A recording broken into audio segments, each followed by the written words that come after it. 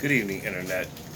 It's the Intellectual Line Cook, and I'm dropping another video for my YouTube peeps. Today we're going to have a discussion about a young man by the name of Kyle Rittenhouse. As you know, he is the Kenosha, Wisconsin shooter who crossed state lines to shoot into a crowd, causing 2 people to die and injuring 1. Now, it's amazing. I see all these white supremacists bending over backwards to defend themselves. Well, somebody was throwing something at him. Okay, he had a weapon. Look, because I'm looking at these white supremacist channels right now, and I just saw one.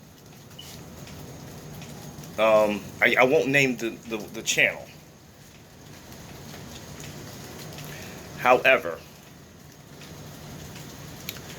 he bent over and said, well, clearly somebody threw something in that plastic bag and it had heft in it. Well, that's irrelevant.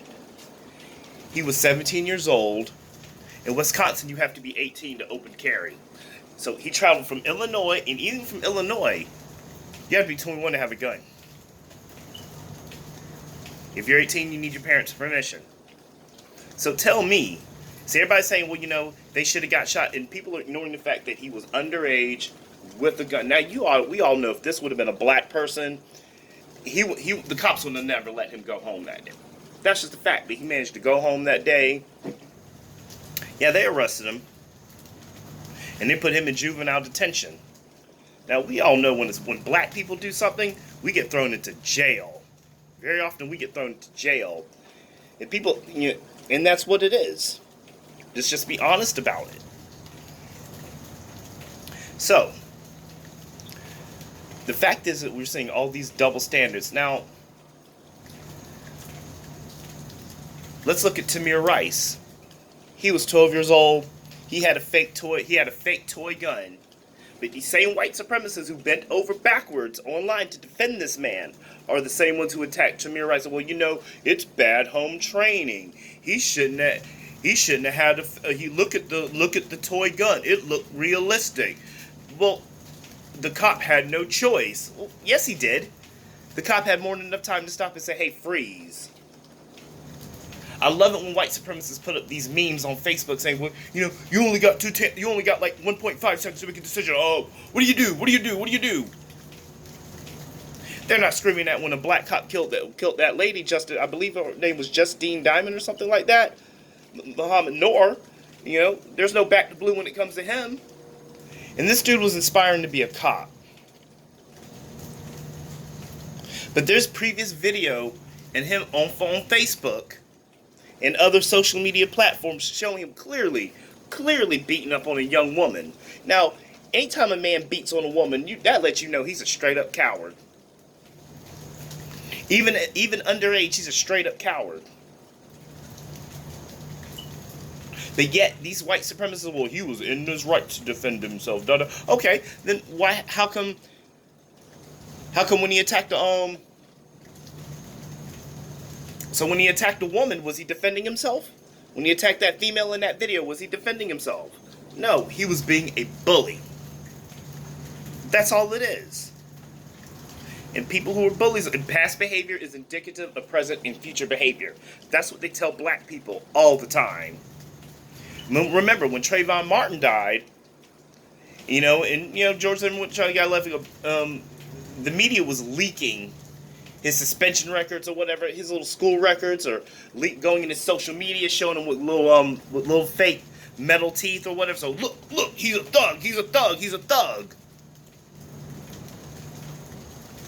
What a double standard. What a double standard. But yet, we can't hold none of that against him.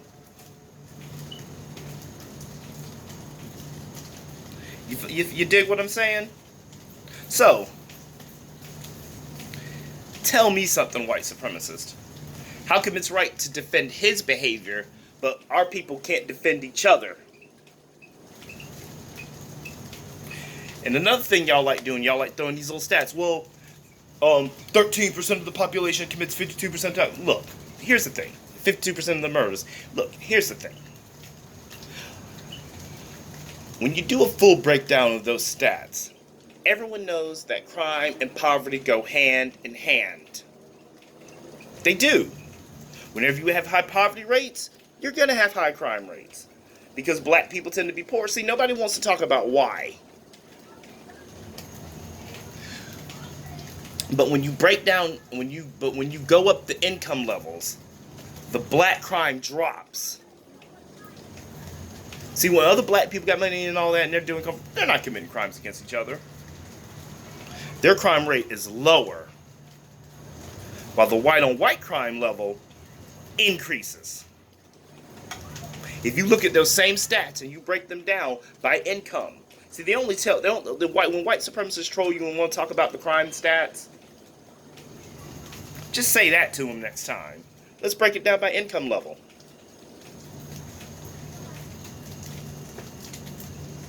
See, we can't bring up mass shooters. Hell, we can't bring that up. And speaking of mass shootings, with Kyle Rittenhouse, people in his high school who went to high school with him were talking about some, hey, you know what? We thought this man was going to be a mass shooter. Now, if it wasn't for the pandemic, he would have shot up a school. Guarantee you. He was feeling some type of way. He's on that back to blue.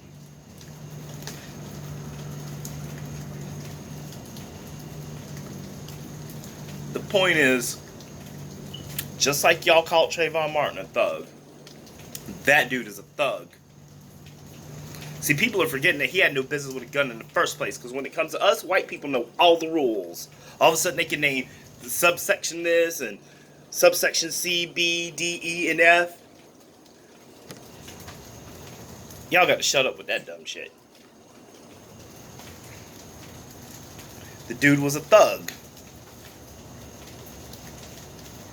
But notice how he gets treated differently. They don't try to talk about his prior troubles. They try to make him look like this little goody two-shoe who just went in the wrong way.